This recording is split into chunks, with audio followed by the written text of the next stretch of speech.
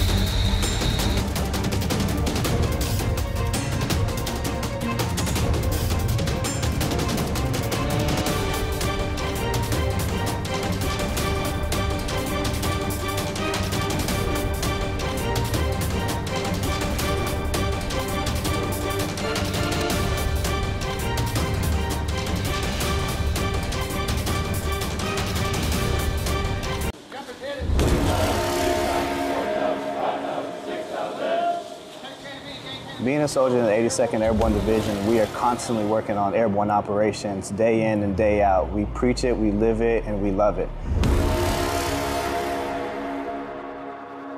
Becoming a jump master has given me the knowledge and experience to ensure that our mission readiness is in alignment with the commander's intent.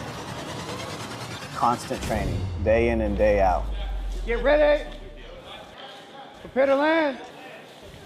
From doing sustained airborne training with doing basic airborne refresher, constantly doing rig X's after ruck marches.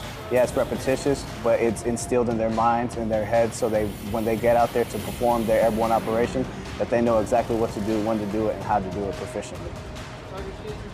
The point of pride that makes me so attentive during any duties that I perform is my soldiers. Knowing that my soldiers feel confident in me and look towards me for guidance, mentorship, and inherently safety.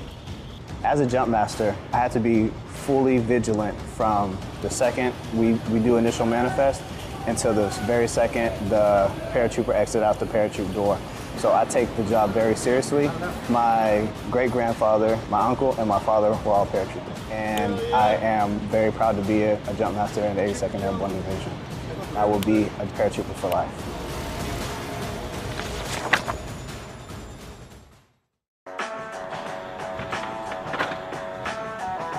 When I first found out that I was assigned to the 82nd Airborne Division, I was excited and scared because I knew that being in the 82nd, you work hard all the time.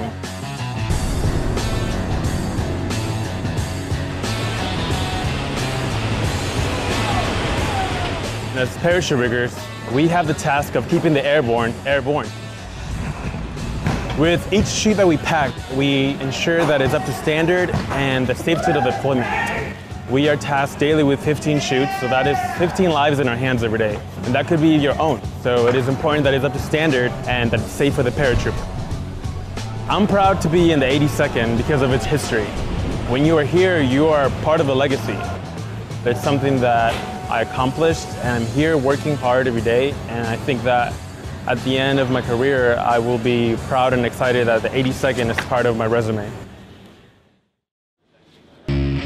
Obviously, without jump masters, you can't have the airborne operation. As a jump master instructor here at the United States Army Advanced Airborne School, I'm part of a small team that is tasked with ensuring that we train our jump masters as well as our new jumpers here in the division. The 82nd Airborne Division is America's Strategic Response Force. It is the only full airborne division inside the United States Army, and it is one of the highest guardians of standards inside the United States Army. Our entire purpose is to make sure that we can place paratroopers anywhere in the world on short notice to make sure that we can continue to defend all the things that our country holds near and dear. I think what makes me the most proud to be a jump master is it is by definition what it means to be a good leader. Lead by example. Nothing's more important than leading my jumpers out the paratroop door. Here at the schoolhouse, we have an influence outside of the 82nd Airborne Division. As jump masters leave and go to other airborne units or even other non-airborne units, by teaching those jump masters how to be good leaders and how to run a safe operation, we can effect change in other airborne units, allowing them to safely execute the operation based off the standards that they learned here. We are an engineer route reconnaissance team, and we're also sappers. So we have many facets of our job, and getting our soldiers prepared to go on future deployments is our ultimate goal. What I do with my guys is take them to the demo ranges, take them out on route clearance missions. It's not only me, I have a platoon leader, I have great squad leaders, excellent, outstanding team leaders and soldiers that, help me to train them. Their attitude and that caliber of soldier is very beneficial for me as a leader and to the concept of jump, fight, and win tonight. Anyone that's willing to jump out of a perfect good airplane is the kind of soldier that I want to be with on the battlefield, because they're the one that's going to take it to the next level. I believe that the 82nd Airborne Division does have the finest soldiers in the Army. There's something to be said for a division of airborne soldiers, and I think that requires a special guy to have the nerve and the audacity to go and fight, wanting to jump out of a perfect good airplane. They're the kind of person that when stuff hits the fan, they're not going to run and hide. They're going to stay there and fight.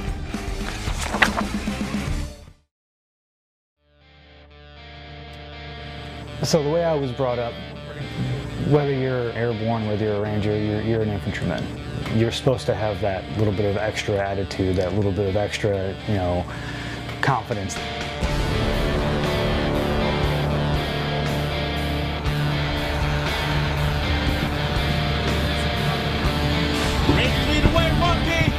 Ranger base, this is Ranger 11 Romeo. Moving from a conventional light infantry unit that was not airborne to acquiring my Ranger tab to then moving into an airborne organization, Each of those different experiences gave me a better understanding of just what it was to be Ranger. I definitely saw how the Ranger tab itself and the experience with it allowed for me to get a better understanding of the paratrooper, mentality. But the thing that really awakens you, that what I've seen and what I experienced, was what you learn about yourself, mentally and physically.